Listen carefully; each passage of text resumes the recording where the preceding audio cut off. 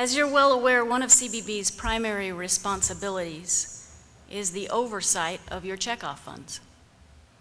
It is a responsibility that I know you, the board members, take very seriously, and it's a responsibility that I can assure you the staff takes very seriously as well. Over the past 6 months, we've had quite a few questions in the CBB office about how we fulfill that responsibility, including which funds we're responsible for administering, how often we review these funds, and how these reviews are accomplished. As a result of the inquiries, it occurred to me that you, our board, should be very familiar with our financial review responsibilities and procedures, and perhaps we, the staff, could do a better job at informing you about exactly how we fulfill the trust the industry has placed in you and in us. So what I'm going to do this morning is switch things up a little bit on you. I'm going to yield my time for the CBB management report to another CBB manager, our Chief Financial Officer, Katherine Ayers, to speak to you about how your staff works to fulfill our financial responsibilities for oversight every day. Prior to joining the Beef Board, Katherine contracted to the board as a consultant to perform State Beef Council reviews. She has 28 years of audit and finance experience with Ernst & Whitney, Pitts & Pitts, and she is also a CPA. Please join me in welcoming your Chief Financial Officer for the Beef Board, Katherine Ayers.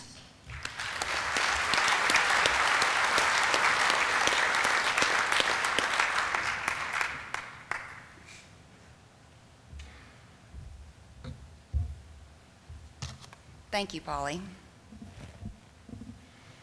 CBB's responsibility for oversight of the beef checkoff includes monitoring checkoff expenditures for compliance with the Beef Act and Order.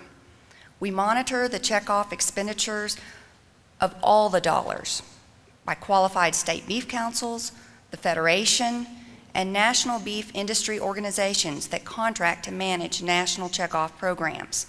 As Polly just said, we take that responsibility very seriously. In addition to CBB's review, all checkoff expenditures by contractors, state beef councils, and the Federation undergo several other reviews. The first review occurs within each of these individual organizations as part of their internal control processes, which are designed to ensure that checkoff funds are spent only on eligible checkoff activities. These internal procedures are also designed to ensure that checkoff transactions are recorded properly in each organization's accounting systems. Next, the financial statements and records of each of these organizations are examined by an external accounting firm that is contracted separately by each organization. In some cases, the financial records may also be examined by a regulatory agency if the organization receives non-checkoff funding, including state or federal funds. Finally, all contractors, state beef councils, the Federation of State Beef Councils, and CBB can be audited by the Agricultural Marketing Services Branch of USDA or the Office of Inspector General on behalf of the Secretary of Agriculture. As you know, OIG is currently performing an audit of the Beef Checkoff Program. This audit covers fiscal year 2008 through fiscal year 2010. In other words, OIG is reviewing activity that has already been reviewed by CBB and external auditors. At this time, I do not know when that report will be issued, but when it is, it will be made available to all of you. As you can see, checkoff expenditures undergo extensive scrutiny by accountants and auditors from all sides. With that background in mind, I would like to focus on the Beef Board's review of checkoff expenditures that contracting organizations submit for reimbursement to the Beef Board. On a monthly basis, contractors submit invoices to CBB for work performed under approved authorization request. Those authorization requests are approved by the operating committee and are funded with the Beef Board budget.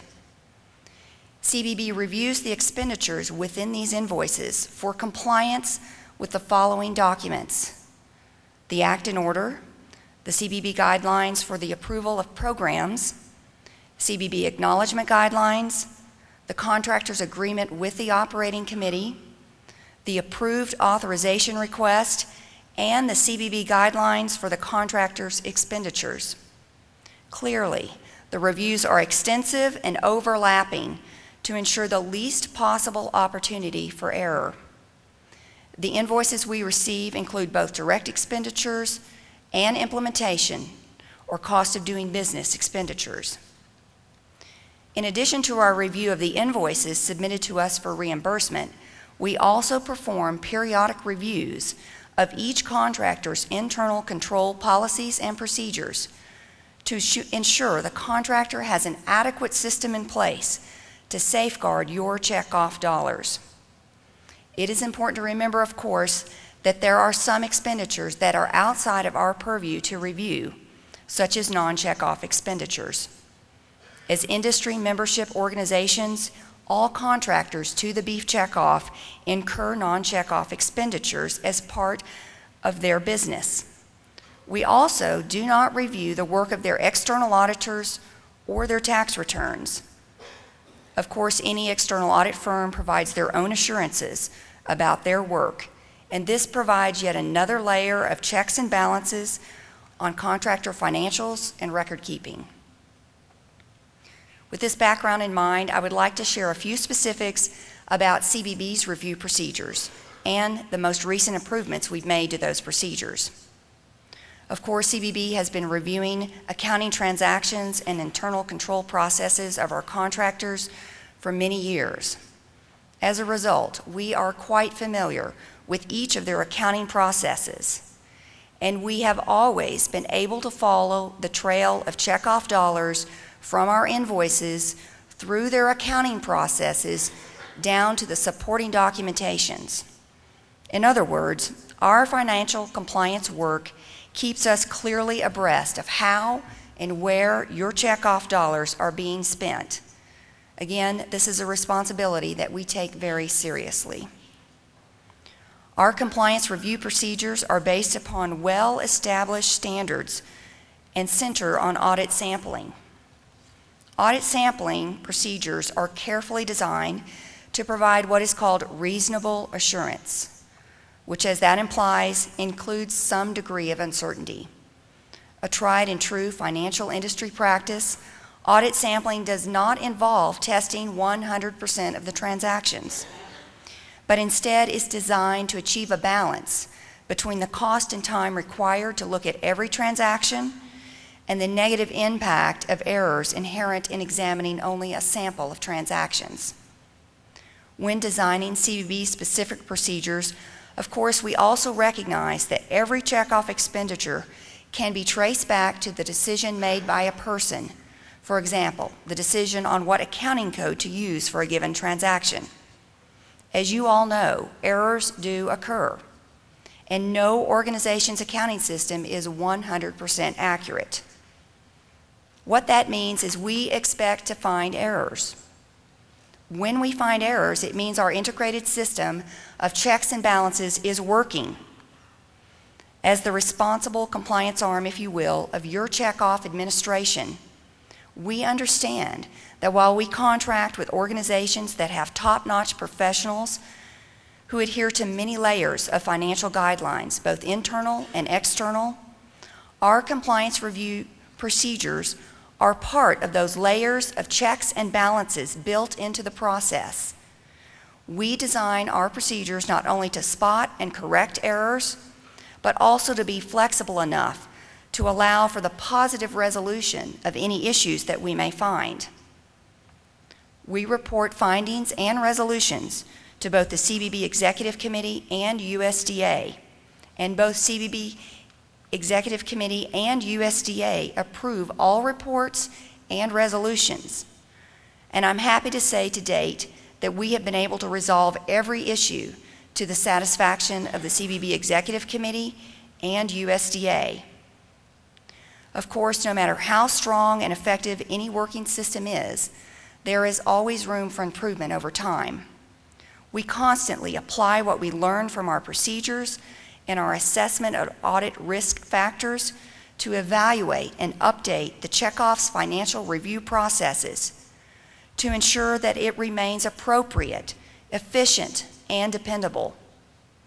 To demonstrate this, let's look at some of the latest improvements in our financial review procedures.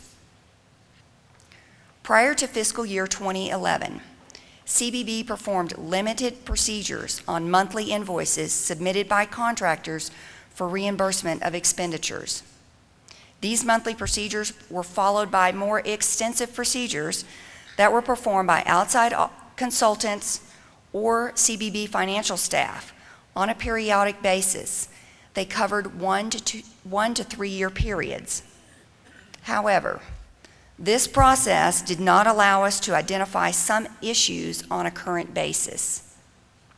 So beginning in fiscal year 2011, CBB made some changes to that compliance review process. Again, we are vigilant about learning from real-life experiences and adapting our procedures to incorporate those lessons. Among the latest changes, for example, is the increased frequency of our contractor reviews, with the addition of extensive monthly and/or quarterly reviews of each contractor's checkoff expenses. In addition, we heeded our contractors' calls for more specific, clear guidelines with less room for interpretation or error. These guidelines are updated annually with input from our contractors and incorporate things that we have learned during our past year of reviews, as well as any new issues that we anticipate.